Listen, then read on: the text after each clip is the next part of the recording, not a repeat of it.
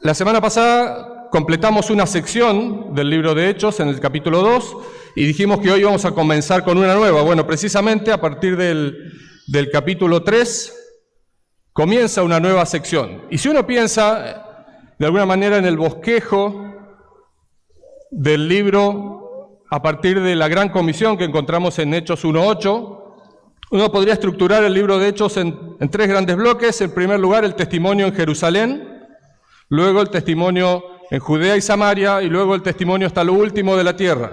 Sí, la primera parte del testimonio en Jerusalén abarca desde el versículo 9 del capítulo 1 hasta el capítulo 8, versículo 3.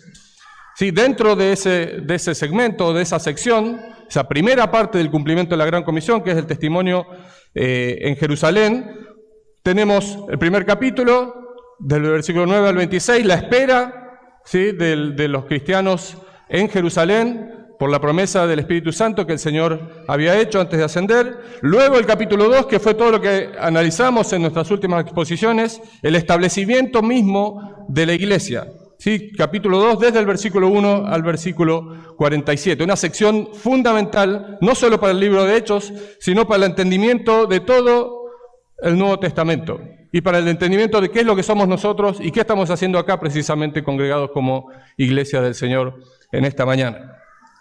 Y luego, a partir del capítulo 3 y hasta el final del capítulo, hasta el capítulo 8, versículo 3, uno podría delimitar una sección que se denomina el crecimiento de la iglesia en Jerusalén. Todavía. Recuerden, estamos en esta primera fase de la Gran Comisión, que es la de ser testigos en Jerusalén. Comenzamos entonces con esa sección que tiene que ver con el crecimiento de la iglesia. Y la primera parte, que va hasta el capítulo 5, versículo 42, básicamente trata de los apóstoles, cómo ellos comienzan a predicar, cómo comienzan a hacer milagros, a sanar en particular, y también comienzan a sufrir o a soportar la persecución. Y lo que vamos a ver también es, desde aquí para las próximas exposiciones que hagamos del libro de Hechos, es que comenzamos a ver un patrón recurrente en el libro de Hechos a medida que la iglesia avanza. En primer lugar, vemos que los líderes de la iglesia se levantan y predican el evangelio. Vemos también, en segundo lugar, que algunos responden positivamente y se convierten y son añadidos a la iglesia.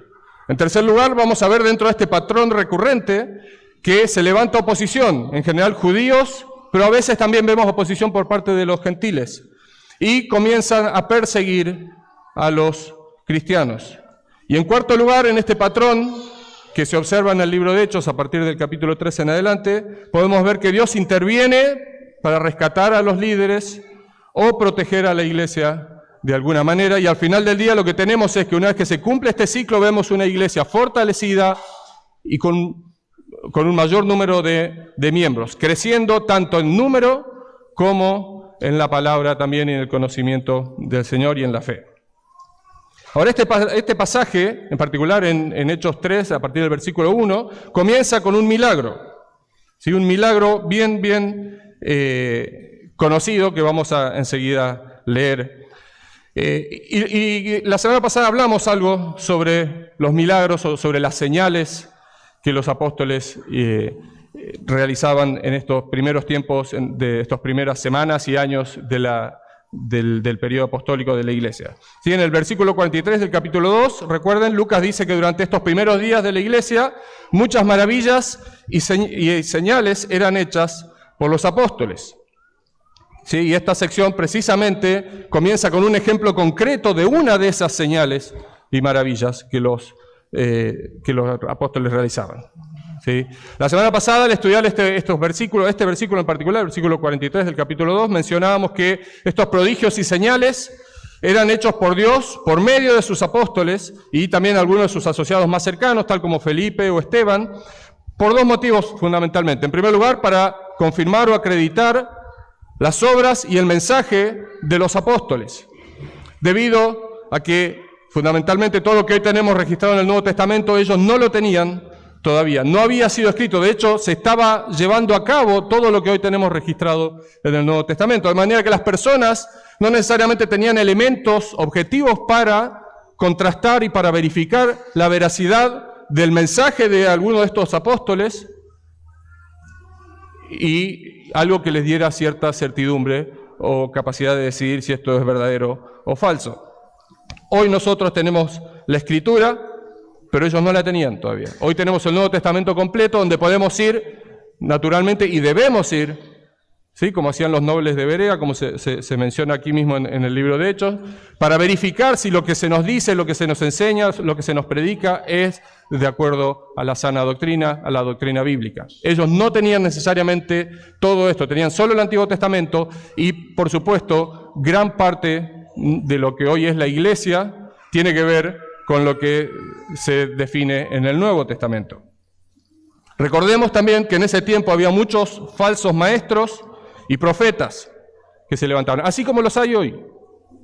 ¿Sí? Y es necesario entonces discernir quién es el que está hablando la verdad, quién es el que está trayendo verdaderamente el mensaje de Dios y quién no lo está haciendo así. En 1 Corintios 12:12, Pablo llama señales de apóstol a estas señales, prodigios y milagros que precisamente los apóstoles y sus asociados más cercanos realizaban y que tenemos registrados aquí en el libro de Hechos, especialmente en los primeros capítulos.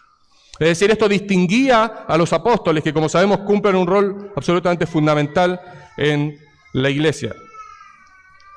El autor de Hebreos también, en Hebreos 2, versículos 3 y 4, precisamente confirma este rol, valga la redundancia, confirmatorio de las señales, prodigios y milagros. Hebreos 2, versículos 3 y 4 dice el autor de Hebreos: ¿cómo escaparemos nosotros si descuidamos una salvación tan grande, la cual, habiendo sido anunciada primeramente por el Señor, nos fue confirmada por los que oyeron, testificando Dios juntamente con ellos, con señales, prodigios y diversos milagros y repartimientos del Espíritu Santo según su voluntad?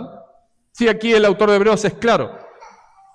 El rol que jugaron entonces estos milagros, repartimientos del Espíritu Santo, prodigios, señales, sí, fue precisamente para confirmar la palabra de estos que habían oído de primera mano y que habían visto con sus propios ojos lo que había sucedido con el Señor Jesús. Entonces, en primer lugar, para confirmar el testimonio y el mensaje de los apóstoles. En segundo lugar, el rol de estos milagros o de estas señales sobrenaturales era apuntar, señalar hacia Jesús como Mesías y Señor. Esto lo podemos ver no solo en el primer sermón de Pedro, en Hechos 2, sino que lo podemos ver también en el segundo sermón, y así sucesivamente. Se resalta a Jesucristo como Mesías, ¿sí? Como Cristo, y como Señor. Como Señor. El rol de Señor se enfatiza muchísimo en el libro de Hechos. Y parte entonces del propósito de las señales era que la gente pudiese mirar a Cristo y decir, sí, Él es a Jesús y decir, sí, Él es el cumplimiento de las promesas del Antiguo Testamento. Él es el Mesías. Él es el Señor a quien debemos seguir y rendir honor. Ahora, podemos ir entonces y leer nuestro pasaje. Los primeros 11 versículos de Hechos 3. Hechos 3, versículos 1 al 11, dice así: Pedro y Juan subían juntos al templo a la hora novena, la de la oración. Y era traído un hombre cojo de nacimiento, a quien ponían cada día a la puerta del templo, que se llamaba La Hermosa, para que pidiese limosna de los que entraban en el templo. Cuando vio a Pedro y a Juan que iban a entrar en el templo, les rogaba que le diesen limosna. Pero Pedro, como Juan, fijando en él los ojos, le dijo, míranos. Entonces él les estuvo atento, esperando recibir de ellos algo. Mas Pedro dijo, no tengo plata ni oro, pero lo que tengo te doy. En el nombre de Jesucristo de Nazaret, levántate y anda. Y tomándole por la mano derecha, le levantó, y al momento se le afirmaron los pies y tobillos. Y saltando se puso en pie, y anduvo y entró con ellos en el templo, andando y saltando y alabando a Dios. Y todo el pueblo le vio andar y alabar a Dios. Y le reconocían que era el que se sentaba a pedir limosna a la puerta del templo, La Hermosa. Y se llenaron de asombro y espanto por lo que le había sucedido. Y teniendo asidos a Pedro y a Juan, el cojo que había sido sanado, todo el pueblo, atónico, concurrió a ellos al pórtico que se llamaba de Salomón. ¿Sí? Hasta aquí la palabra del Señor que vamos a estar analizando en esta mañana. Ahora, ¿por qué Lucas escoge poner el foco, detenerse en este milagro? Este milagro que es muy conocido. Yo creo que la mayoría de nosotros lo hemos estudiado, los que estamos en la iglesia desde pequeños, los que hemos asistido a la escuela dominical, conocemos esta historia, preciosa historia, y con unos versículos memorables. ¿Por qué es que Lucas pone el foco en este episodio? Recuerden que venimos de unos versículos en la última sección del capítulo 2, donde Lucas precisamente hace un resumen súper compacto de lo que era la vida de la iglesia durante esos primeros semanas y meses. Muy compacto, algunos detalles, pero poca precisión. Aquí pasamos al otro extremo. Lucas pone mucha atención a lo que va a narrar desde este versículo en adelante. Sin duda, este fue un milagro significativo. No solo por la forma y el lugar donde ocurrió, sino que también por el impacto que causó y los eventos que le sucedieron, ¿sí? Que de hecho comienzan aquí en el versículo 1 del capítulo 3 y se van casi hasta el final del capítulo 4. ¿Sí? De hecho, cuando vemos, así rápidamente pueden mirar en sus Biblias, en la sanidad se describen los primeros 10 versículos del capítulo 3, y luego a partir del versículo 11 se dice que una multitud se congregó junto con los apóstoles, lo que dio lugar a lo que es el sermón de Pedro en el pórtico de Salomón, que va hasta el versículo 26 del capítulo 3. En respuesta a este sermón, unos 5.000 varones creen, sin contar, por supuesto, las mujeres y los niños. Esto nos dice Hechos 4:4. Este sermón, a su vez, dio lugar a la reacción de los sacerdotes y saduceos, que junto con la guardia del templo encarcelan a Pedro y a Juan. Esto lo vemos en los primeros versículos del capítulo 4. Al día siguiente de la exposición de Pedro en el pórtico de Salomón, Pedro realiza una nueva exposición, pero esta vez ante el Sanedrín, todo el liderazgo de Israel. Versículos 5 al 12 del capítulo 4. Y posteriormente tenemos la deliberación del Sanedrín, las amenazas que le hacen los líderes de Israel para que los apóstoles no hablen ni enseñen más en el nombre de Jesús, y luego su liberación. Y finalmente, a partir del versículo 19 de Hechos 4, tenemos la oración de los creyentes pidiendo confianza y valor para hablar con denuedo la palabra, una nueva manifestación sobrenatural, ¿sí? El temblor en el lugar donde ellos están reunidos, y ellos son llenos del Espíritu Santo, ¿sí? Y siguen hablando y testificando con denuedo. Lucas, como decíamos, acaba de hacer un resumen condensado de lo que era la vida de la primera iglesia en estos primeros tiempos. Ahora pasa a enfocarse en este episodio particular, muy lleno de detalles que nos permiten hacernos una idea mucho más real, mucho más concreta de lo que efectivamente sucedió ese día, el día siguiente, y cómo era la vida de los cristianos en esas primeras semanas. Ahora, aquí hay algo importante que vale la pena resaltar, haciendo una pequeña digresión. Para mucha gente las historias de la Biblia resultan quizás muy vagas, muchos las han escuchado, a veces de pequeños, a veces escuchamos en la televisión, en internet vemos alusiones a historias de la Biblia, versículos mal citados, tenemos políticos muy relevantes que sacan cosas de la Biblia, las mencionan, historias y demás. Ahora, muchas veces nos parece que estos son historias que pasaban en otro mundo, ¿sí? No solo lejano geográficamente, sino casi en otra dimensión, donde las personas eran distintas, donde las cosas funcionaban distinto a lo que son ahora, donde las necesidades eran diferentes y demás. Nos cuesta muchas veces conectarnos con los relatos, con las narraciones bíblicas, con los hechos concretos particulares que se relatan en la Biblia, ¿sí? Ahora, el punto es que a medida que avanzamos en el conocimiento del contexto histórico y geográfico de los eventos y del autor y de la audiencia del texto, así como de las protagonistas de la narración, logramos hacernos una idea mucho más precisa, mucho más real de lo que sucedió y de lo que los autores nos tratan de transmitir.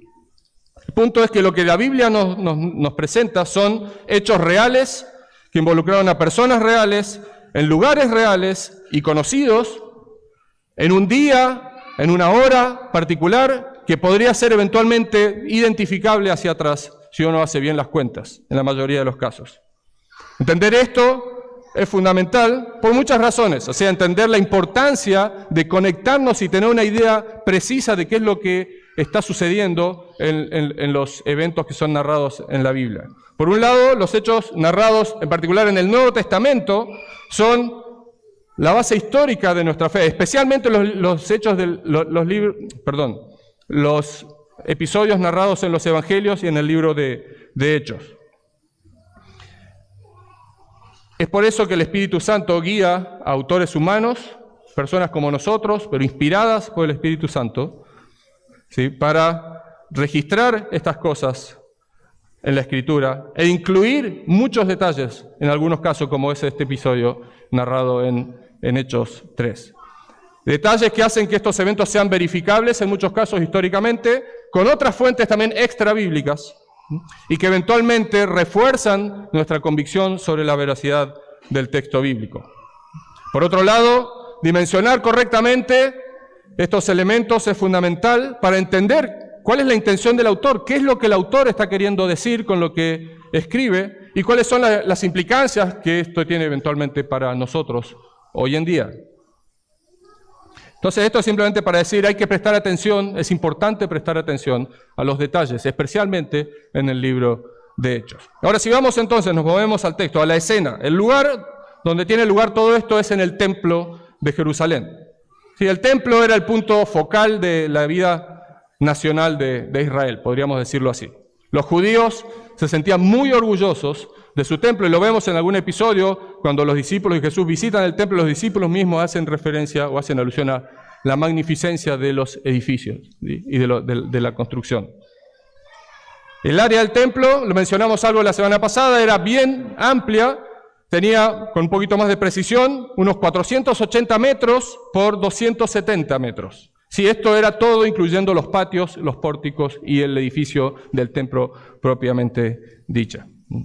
A lo largo de todo este perímetro, este rectángulo de 270 por 480 aproximadamente, había una serie de galerías llamadas pórticos. Los pórticos son mencionados en múltiples oportunidades en la Biblia. Bueno, ellos eran básicamente galerías que rodeaban el perímetro de toda esta área. Las galerías del este, del norte y del oeste tenían 2 hileras de columnas cada una y techo por encima de ellas, mientras que el pórtico que daba al sur era el más grande, llamado también el pórtico real, tenía 4 filas de columnas, ¿sí?, según el autor judío del siglo I, Josefo, que es de quien tenemos la mayor parte de la información respecto al plano del segundo templo, que es este al que nos referimos en el Nuevo Testamento. La galería que estaba sobre el oriente es la que se le denomina pórtico de Salomón. Sí, es la que se menciona precisamente aquí, en el versículo 11 del pasaje que leímos recién, que es donde la gente se congrega luego del milagro. Es también la que se menciona en Hechos 5:12 y que se dice que es donde la iglesia se reunía. Y también en Juan 10:23 menciona el pórtico de Salomón como un lugar donde Jesús frecuentaba o andaba por allí. Ahora, el área interna rectangular delimitada por estos pórticos es lo que se llama el patio o el atrio de los gentiles. Sí, este era el patio exterior, de alguna manera, al templo que estaba ubicado en el centro de este patio. Y en este patio de los gentiles se llamaba así precisamente porque tenían acceso todos, tanto judíos como gentiles, mujeres y hombres. Sí, en este patio se comercializaban los animales para los sacrificios, se realizaba el cambio de dinero, etcétera, etcétera, y se presume que es aquí donde Jesús realiza la limpieza del templo, es en esta zona. El edificio, como les decía, estaba ubicado en el centro de este patio, en una terraza más elevada. Y para evitar que los gentiles tuvieran acceso a las escalinatas que llevaban al templo, había un muro de la altura de los hombros, más o menos, un muro de piedra, que separaba entonces el patio de los gentiles con el acceso propiamente al templo. Sí, había carteles, de hecho, que indicaban claramente que cualquier gentil que traspasase la barrera impuesta por este muro se hacía pasivo de muerte. Sí, hay de estos carteles originales, hay por lo menos 2 que han sido encontrados y dicen textualmente eso. Este es de hecho el muro al que se refiere Pablo en Efesios 2:14, ¿sí? El muro que fue derribado. Ahora, dentro del templo ya había dos grandes áreas, ¿sí? Una de ellas era lo que se conoce como el patio de las mujeres, a la que podían acceder todos los judíos, tanto hombres como mujeres. Sí, entre otras cosas, en este patio se ubicaba la tesorería de quienes venían a adorar y depositaban sus contribuciones en los recipientes provistos para tal fin. Este patio tenía 3 puertas, la principal de ellas, que daba también hacia el lado oriente, de frente al pórtico de Salomón, era precisamente la que, o se entiende que es la que se conoce como Puerta la Hermosa, o también referida por Josefo, el historiador, como Puerta de Nicanor, ¿sí? Porque fue donada por un judío Nicanor. Si esta es la puerta a la cual hace referencia el pasaje que hoy nos ocupa.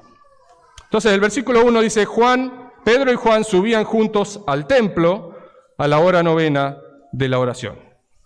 Bueno, aquí es importante recordar que Pedro y Juan, ambos junto con Jacobo, también hermano de Juan, eran parte del grupo más íntimo de Jesús entre los 12 discípulos. Pedro y Juan se conocían desde tiempo atrás, desde antes de que Jesús los llamara. Sí, ambos eran pescadores en el lago de Genesaret, ¿sí? Según registra Lucas 5:10, y de hecho Lucas menciona que ellos eran compañeros, como que de alguna manera trabajaban juntos pescando.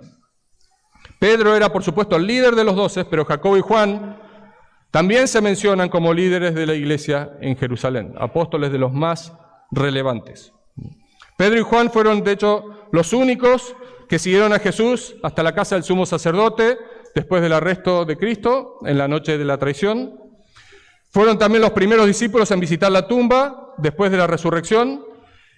Y en Hechos los vemos juntos tanto en el aposento alto, Hechos 1:13, son mencionados Pedro y Juan junto con los otros discípulos. También lo vemos en este episodio largo, extenso, que va desde el capítulo 3 al capítulo 4. Y también son enviados juntos Pedro y Juan a Samaria, luego de que los samaritanos reciben el Evangelio. Esto lo vemos en Hechos 8, versículo 14. ¿Sí? Son 2 personajes centrales, 2 apóstoles de los más relevantes de la historia de la iglesia. Dice que ellos subían juntos al templo.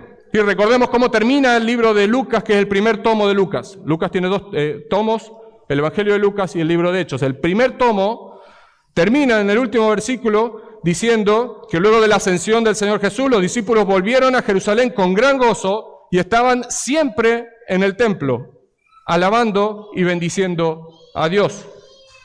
Ellos eran creyentes en Jesucristo, pero seguían siendo judíos y así se consideraban a sí mismos, judíos devotos, por lo cual seguían cumpliendo, ¿sí?, con todas las rutinas tradicionales de los judíos, en particular participando de los tiempos de oración, de alabanza, de sacrificios y demás, cada vez que ellos estaban en el templo o cerca del templo.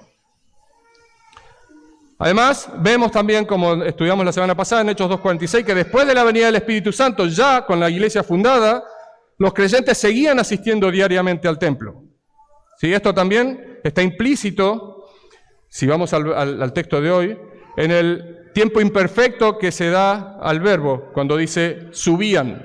Ese verbo en el griego da a entender de que ellos lo hacían con regularidad, con frecuencia. No fue un episodio de una sola vez. Y aquí hay un punto importante que creo que vale la pena detenerse y recalcar un poquito. La semana pasada algo mencionamos, hoy creo que podemos decir un poquito más, que es clave porque en algún momento nos empezamos a preguntar, bueno, pero ¿en qué momento la iglesia se empieza a congregar de forma independiente del resto de los judíos no cristianos? ¿En qué momento la iglesia deja de asistir al templo, deja de hacer los sacrificios, deja de participar de los tiempos de oración y demás, o de llevar las ofrendas al templo, y se empiezan a congregar aparte? Más aún podríamos preguntarnos en qué momento la iglesia comienza a tener edificios propios, tal como lo conocemos hoy, dedicados exclusivamente para el fin de la iglesia cristiana. Bueno, los judíos convertidos, como vimos brevemente la semana pasada, no rechazaban al judaísmo, sino que veían las promesas del Antiguo Testamento cumplidas en la persona de Jesús. De manera que ellos entendían en su lógica una continuidad entre lo que es el Antiguo Testamento, el pueblo de Israel, las promesas y lo que ellos eran. Ellos habían entendido la Escritura y anhelaban que sus compatriotas también lo hicieran y que reconocieran a Jesús como Mesías, como el Cristo y como Señor. Ahora, con el pasar del tiempo, las cosas fueron cambiando, y eso lo podemos ver en el libro de los Hechos y también con información que surge de las epístolas, así como con información de la tradición cristiana. Por un lado, el rechazo cristiano judío a Cristo, especialmente por parte de los líderes religiosos judíos, se hizo cada vez más abierto y agresivo. Vemos un empeño por parte de muchos líderes judíos en rechazar a Cristo, en no reconocer a Cristo como el Mesías prometido. Por otro lado, también vemos el creciente entendimiento de los creyentes de que el Evangelio era también para los gentiles, algo que todavía en este momento, Hechos 3, no estaba claro para Pedro y para la mayoría, yo diría. El entendimiento de que la circuncisión y que las restricciones dietarias del judaísmo ya no tenían ningún rol para con ellos. Con el tiempo, a medida que los creyentes fueron avanzando en el conocimiento y que Dios también fue facilitando mediante la revelación este entendimiento, fue quedando claro que Cristo, como dice Pablo en Efesios 2, versículos 14 al 16, Cristo de ambos pueblos, hablando de judíos y gentiles, de ambos pueblos hizo uno. Estoy leyendo aquí Efesios 2:14, derribando la pared intermedia de separación. Esa pared intermedia a la que hace referencia Pablo aquí en Efesios 2, es precisamente ese muro de piedra que separaba la gente que estaba en el patio de los gentiles de los que podían acceder al templo propiamente. Entonces dice, Cristo de ambos pueblos hizo uno, derribando la pared intermedia de separación, aboliendo en su carne las enemistades, la ley de los mandamientos expresados en ordenanzas, para crear en sí mismo de los dos un solo y nuevo hombre, haciendo la paz, y mediante la cruz reconciliar con Dios a ambos en un solo cuerpo, matando en ella las enemistades.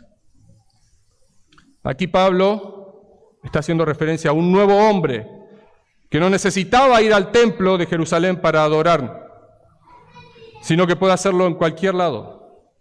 Un nuevo hombre que no necesita ser judío, que no necesita ser circuncidado, que no necesita pasar ese muro de separación, porque Cristo lo derribó. Y así fue como con el pasar de los años, los creyentes de Jerusalén, a medida que fueron entendiendo todas estas cosas y a medida también que la reacción de los judíos se fue haciendo cada vez más fuerte en contra de ellos, fueron dejando de reunirse en el templo y pasaron a reunirse más en las casas.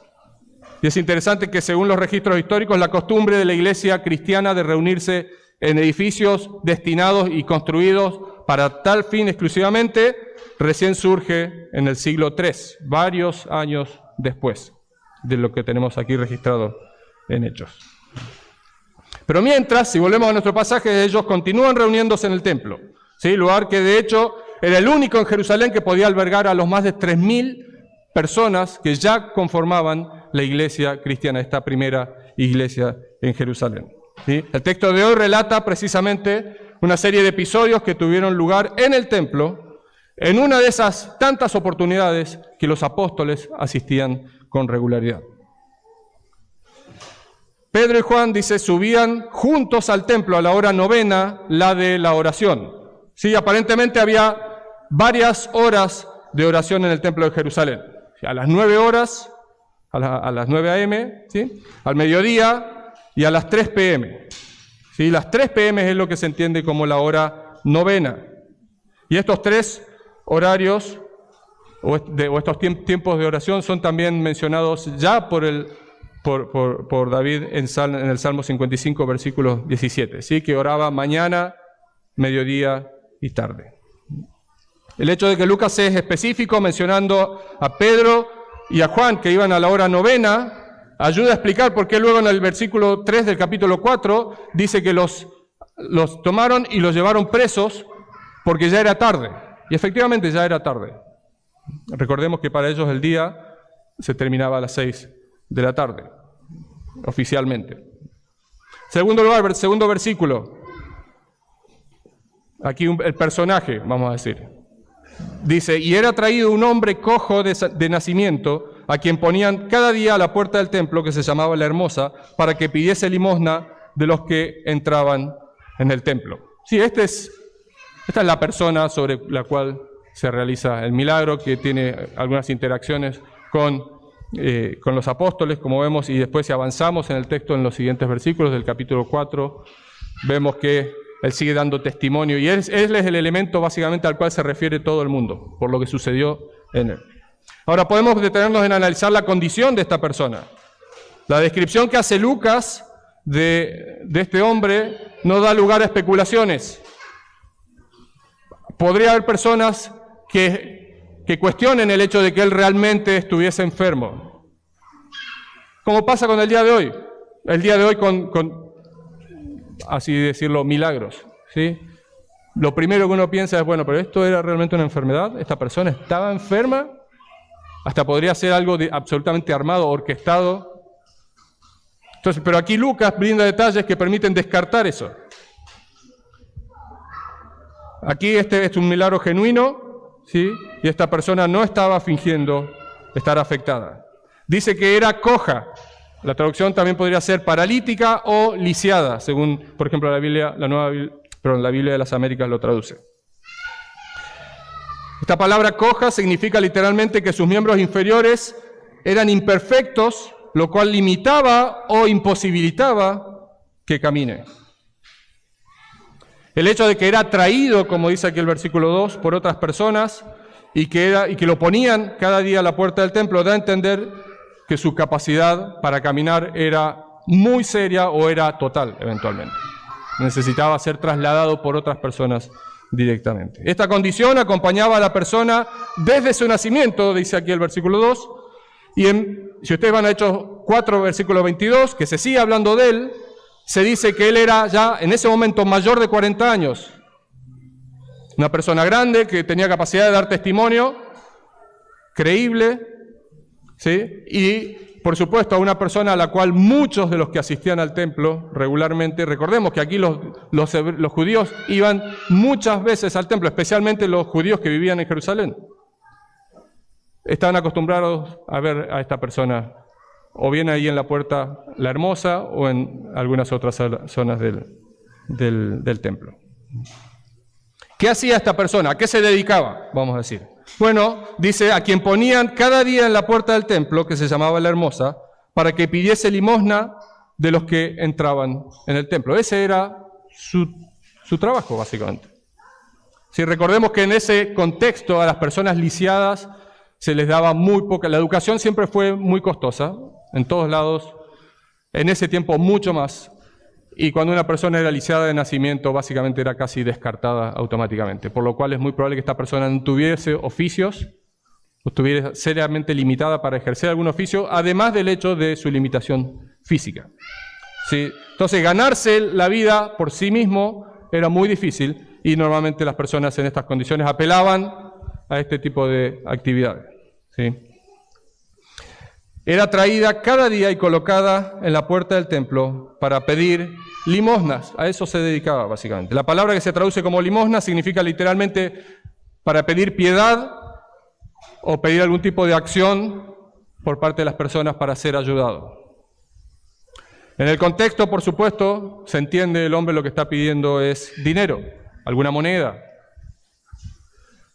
Este pobre hombre se ubica, dice, en la puerta del templo, donde obviamente había un gran flujo, una gran circulación de personas.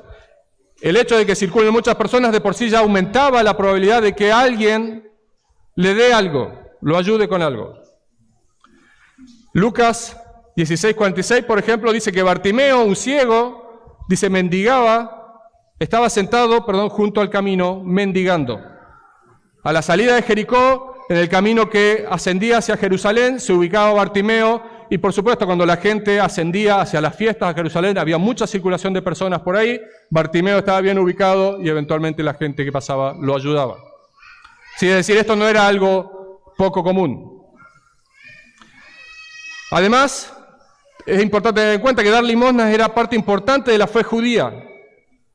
Dios había dicho en el Antiguo Testamento a los israelitas que no debía haber pobres entre ellos. En Deuteronomio capítulo 15, versículos 4 al 8, dice la palabra de Dios: cuando haya en medio de ti menesteroso de alguno de tus hermanos en alguna de tus ciudades, en la tierra que Jehová tu Dios te da, no endurecerás tu corazón ni cerrarás tu mano contra tu hermano pobre, sino abrirás a él tu mano literalmente, y en efecto le prestarás lo que necesite. Por supuesto, la historia después nos muestra que los judíos, no necesariamente todos, pero muchos pasaron por alto este mandamiento, al punto que en el tiempo de Jesús se veía como una virtud el dar limosnas, cuando en realidad era una obligación ayudar mucho más que dando limosnas. Si no debía haber ningún pobre en medio de ellos, según la palabra de Dios. En el tiempo de Jesús era una virtud, de algo virtuoso dar limosnas, y muchos, como Jesús confronta y denuncia, lo hacían a propósito enfrente de todos para mostrar cuán buenos eran ellos al dar estas limosnas. De manera que es totalmente entendible entonces que los mendigos, probablemente este no era el único, se ubicaran en las puertas del templo para pedir limosnas. Tenían altas probabilidades de recibir ayuda. Este era sin duda uno de los mejores lugares para este tipo de actividad, y este hombre, lisiado desde su nacimiento, lo sabía bien. Probablemente estaba ubicado, si no en el mejor lugar, en uno de los mejores lugares. Avanzamos, versículo 3. El encuentro con los apóstoles y el pedido que él hace.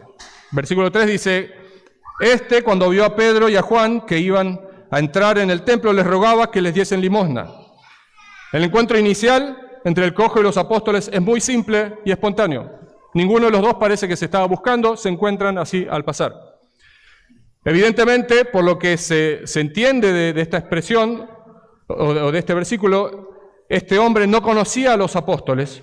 Quizás había escuchado hablar de ellos, pero probablemente no los identifica con sus ojos al verlos, y les pide dinero.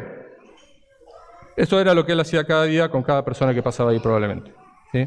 Hasta aquí es una situación absolutamente ordinaria, cotidiana. ¿Sí? Los apóstoles yendo al templo, algo que ellos hacían regularmente todos los días, a orar a las 3 de la tarde, y el cojo aquí en la puerta del templo de la Hermosa, que está, recuerden, como dijimos, entre el pórtico de Salomón, es la entrada hacia el edificio, frente al pórtico de Salomón, hacia el edificio del templo propiamente dicho. Aquí está el cojo pidiendo limosnas, ve que se acercan los apóstoles y les pide. Pasamos entonces a la mejor parte, vamos a decir, que es la parte del milagro. En cuestión de segundos, aquí vemos que la situación pasa de ser absolutamente regular y ordinaria a una situación absolutamente extraordinaria. En primer lugar, vemos la reacción de Pedro. Antes del milagro propiamente dicho, ya vemos una reacción muy particular por parte de Pedro en los versículos 4 al 6. Perdón, el versículo 4. Pedro dice: con Juan, fijando en él los ojos, le dijo: míranos. Pedro se detiene y mira fijamente al mendigo.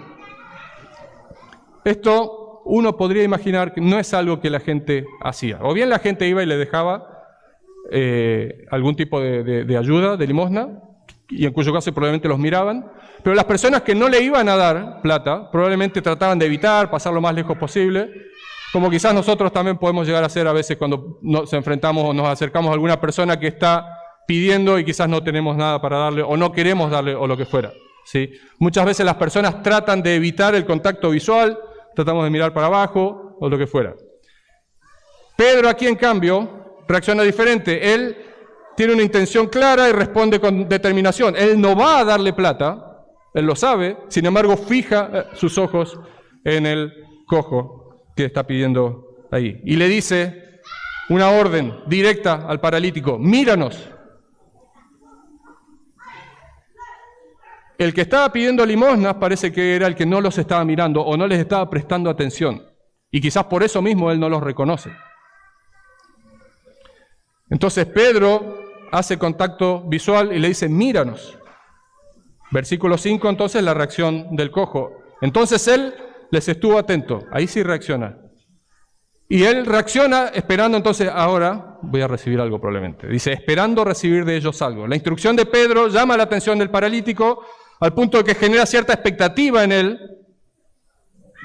¿Sí? Dada esta breve interacción, él ahora sí está atento y dice, aquí textualmente él está esperando recibir algo. Mas Pedro, versículo 6, dijo, no tengo plata ni oro, lo que tengo, pero lo que tengo te doy. En el nombre de Jesucristo de Nazaret, levántate y anda.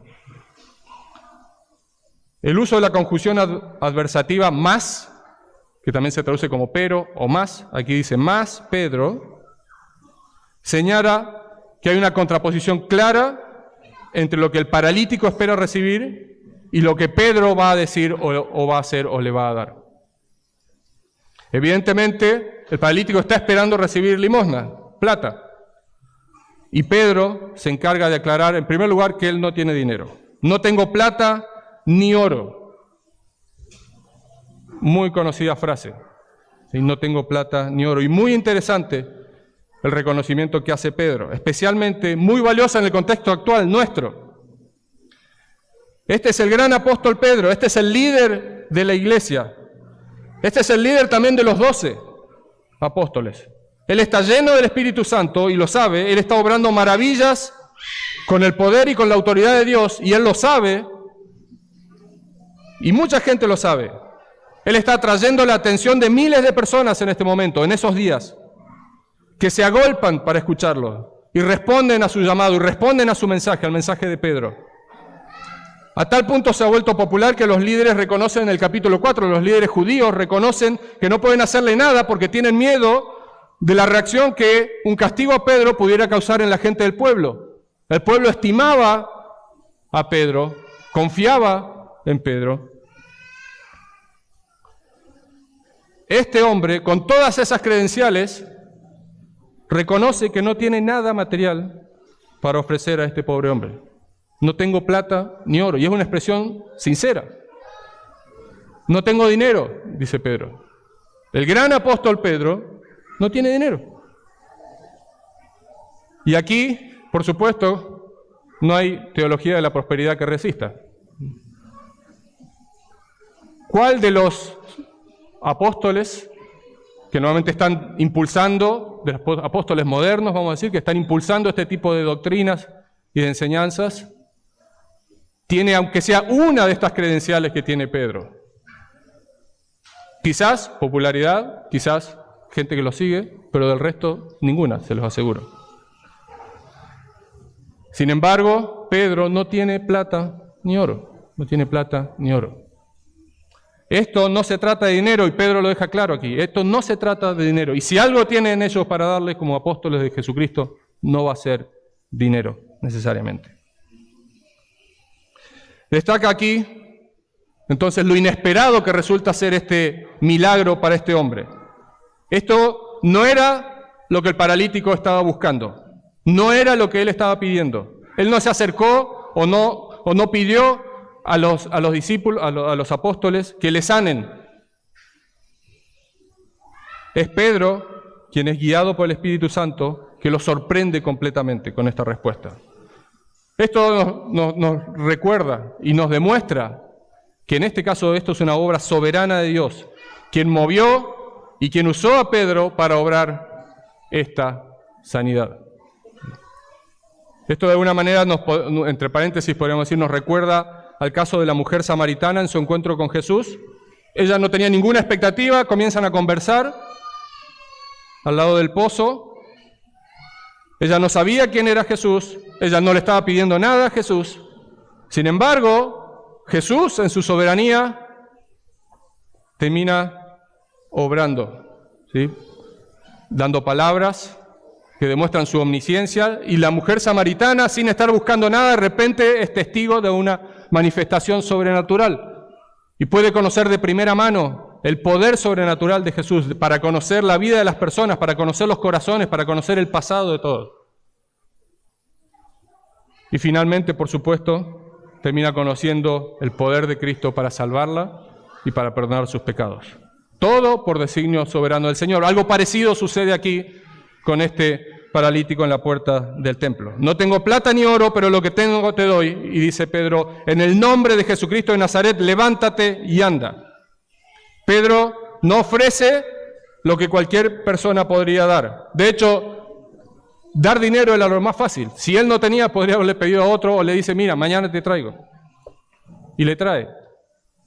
Es mucho más fácil dar plata que lo que hacen los apóstoles aquí. Con autoridad, Pedro manda a este hombre a hacer lo que es imposible para él. Le manda que se levante y que ande. Esto es absolutamente imposible para él. La persona lo sabe, Pedro lo sabe, todos los que pudieran estar mirando lo saben. Esto es imposible para los hombres, pero es posible para Dios. La expresión en el nombre de Jesucristo de Nazaret, que usa aquí Pedro, implica por un lado que lo que Pedro está haciendo lo hace con el poder de Jesucristo de Nazaret. ¿Sí? El Salvador, el Mesías prometido, proveniente de este pueblito tan humilde como es Nazaret. Pedro sabe que no es su poder, no es el poder de Pedro el que está obrando aquí, no es su capacidad, es el poder de Jesucristo de Nazaret.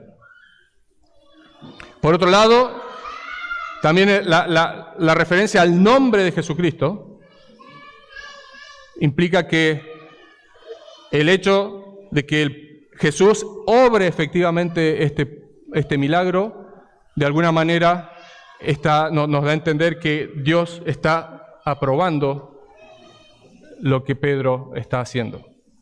Así que esto que está haciendo Pedro es de acuerdo a la voluntad de Dios. Lo podemos ver, por ejemplo, en Juan 14, versículos 12 al 14, donde Jesús dice, de cierto os digo, el que en mí cree las obras que yo hago, él también las hará. Y aún mayores hará, porque yo voy al Padre. Y todo lo que pidieres en el Padre, en mi nombre, lo haré, para que el Padre sea glorificado en el Hijo. Si algo pidieres en mi nombre, yo lo haré, les dice Jesús aquí a los discípulos. Y en primera de Juan 5:14, el mismo Juan aquí, apóstol Juan, también dice, y esta es la confianza que tenemos en Él, que si pedimos alguna cosa conforme a su voluntad, Él nos oye. Y si sabemos que Él nos oye, en cualquiera cosa que pidamos, sabemos que tenemos las peticiones que le hayamos hecho. De manera que cuando Pedro está apelando al nombre de Jesús, y Dios está respondiendo aquí, lo que está, por un lado, es Dios verificando, o de alguna manera lo que está haciendo Pedro es apelar al poder de Cristo para obrar este milagro, esta obra sobrenatural. Y por otro lado, Dios está demostrando, al realizar ese milagro, que lo que Pedro está pidiendo o intentando hacer, efectivamente da gloria a Dios, glorifica al Padre, está de acuerdo a su voluntad. Versículo 7, el milagro. ¿Sí? Finalmente es aquí entonces ya llegamos al milagro propiamente dicho. Pedro hace lo mismo que hizo Jesús muchas veces, a quien él los vio con sus propios ojos. ¿Sí? Que Jesús, recuerdan en muchos episodios, toca directamente a los enfermos, de distintas maneras. Y de hecho, cuando Jesús sana a la suegra de Pedro, Jesús hace exactamente lo mismo que hace Pedro aquí, la toma con su mano y la levanta, según vemos en Marcos 1:31. Pedro ahora levanta al hombre lisiado y dice que en el momento en que Pedro le toma la mano y lo levanta, se le afirmaron los pies y tobillos. Y ahí lo podemos pasar rápido, pero ahí está todo el poder. Ahí está todo el poder desatado. Solo que es instantáneo. El milagro es, de hecho, instantáneo y completo. Si uno mira para otro lado, se lo pierde. Es capaz que hasta es imperceptible al ojo humano. Dice versículo 7, y tomándole por la mano derecha le levantó y al momento se le afirmaron los pies y tobillos. En el Evangelio de Lucas y en el libro de Hechos, el autor aquí usa muchas veces la palabra que aquí se traduce como al momento, que implica algo que ocurre en un instante. Algo que en un momento es una cosa y que al otro momento es otra. Y la mayoría de las veces que Lucas usa esta palabra es justamente para describir los milagros, primero de Jesús en su Evangelio y luego de los apóstoles en el libro de Hechos. Esto es un patrón, los milagros normalmente ocurren instantáneamente. El hombre nunca había caminado, él no sabía caminar, porque de hecho nació con este problema, nunca aprendió a caminar, y de repente en un instante sus pies y tobillos se afirman, toman fuerza. No tenemos información sobre la condición inicial del hombre, pero sabemos que era lo suficientemente grave como para, por lo menos, no permitirle caminar en forma estable tenía que ser traído, como dijimos, y acercado y movido por otras personas. Ahora, en un abrir y cerrar de ojos, las piernas de esta persona reciben fuerza, y no solo eso, su cerebro y todo su cuerpo comienza a funcionar y a operar como si esta persona hubiera caminado desde que nació. ¿Y cómo sabemos eso? Bueno, porque lo primero que hace es saltar. Versículo 8 dice, y saltando se puso en pie y anduvo. No solo se pone de pie, salta esta persona. El que nunca había caminado. La reacción es bien ilustrativa, ¿sí? En lugar de levantarse con cuidado, a ver, no sea cosa que acá me mareo, o todavía mis músculos, tengo que hacer rehabilitación, kinesiólogo, por favor. No. Comienza saltando directamente, lo que da a entender que el milagro es absolutamente completo. En todas las áreas, involucra todas las áreas del cuerpo que de alguna manera estuvieran relacionadas con su capacidad de andar, de caminar, de saltar. Él sabe, además, que ha sido sanado y no tiene dudas de eso. No tiene dudas de eso. Él entiende instantáneamente que ha sido sanado. Nadie le tiene que decir, no, pero tienes que creer y esto va a durar. No, él sabe, él lo sabe. Pero ojo, esa certeza que él tiene no es por fe. Él no es que dice, no, tengo fe, yo fui sanado y acepta y hace fuerza asumiendo que fue sanado. No, esto no es por fe, esto es por vista. Él lo vio. Él sabe cómo se siente, él sabe cómo se sentían sus piernas, si es que se sentía algo antes, y él sabe cómo se siente ahora. Él lo experimentó en su propio cuerpo. Él ha sido sanado, lo puede sentir, puede probarlo saltando enfrente de otras personas, estando de pie, caminando y dando testimonio con su boca también.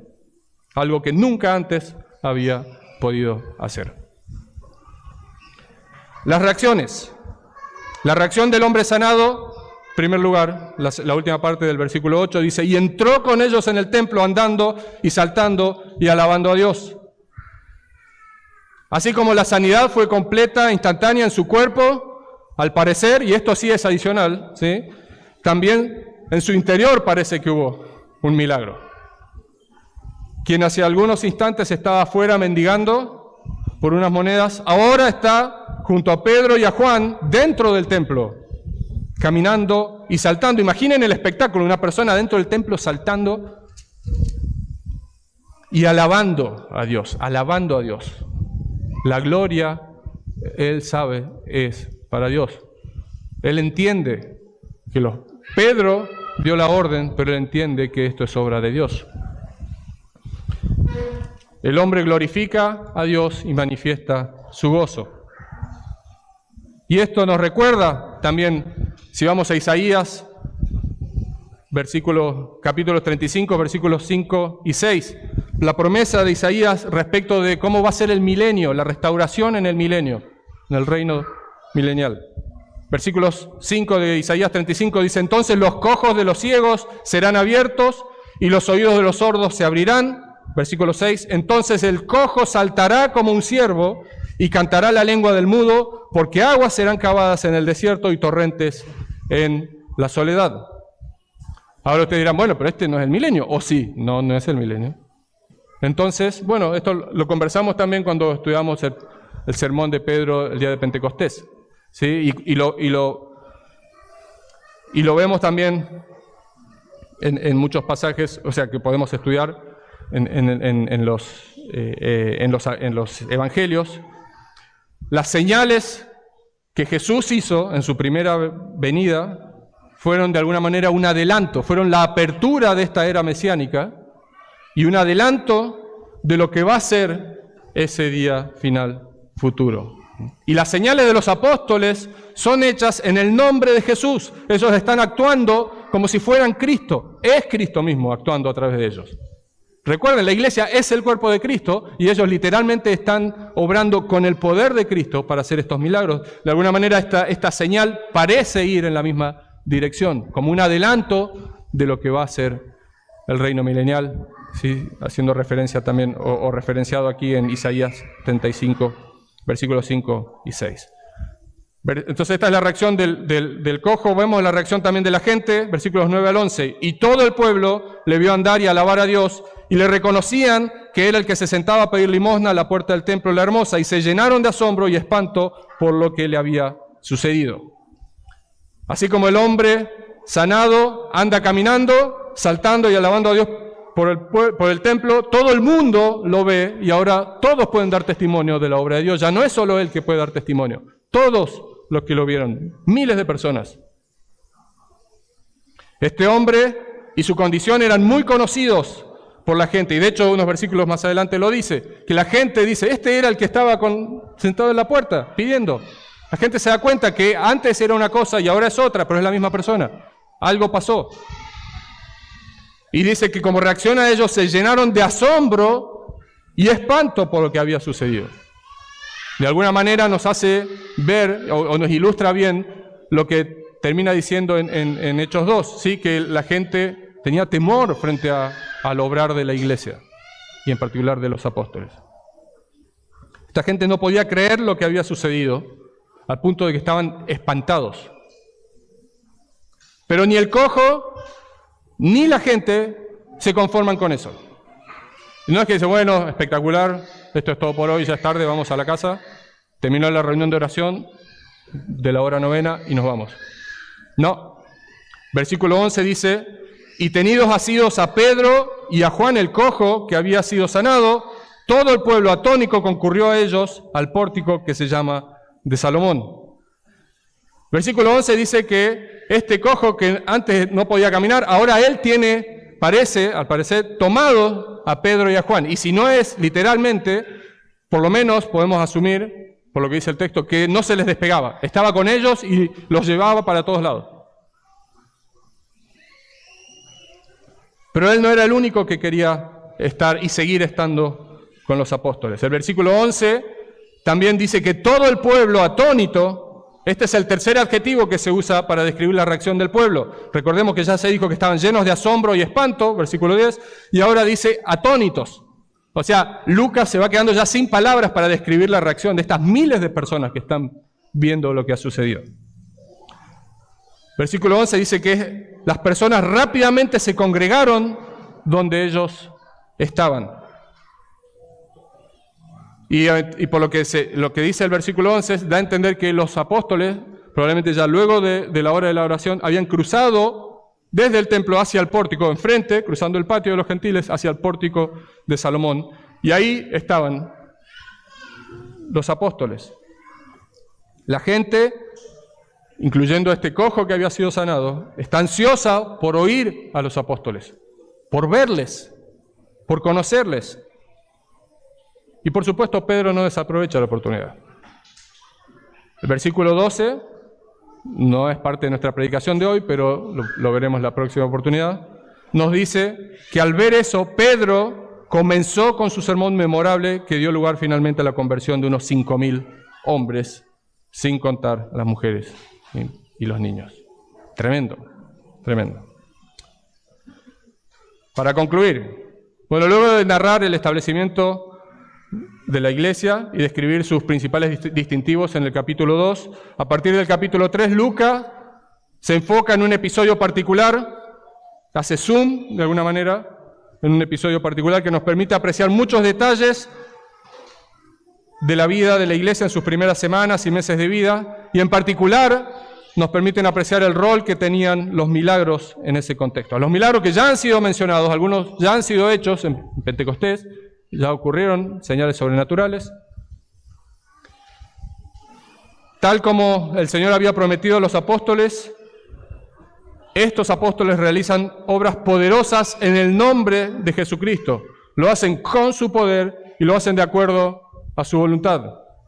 Y a través de estas obras Dios confirma que el testimonio de estos apóstoles es genuino, proviene de Dios. Sus palabras son las palabras de Dios.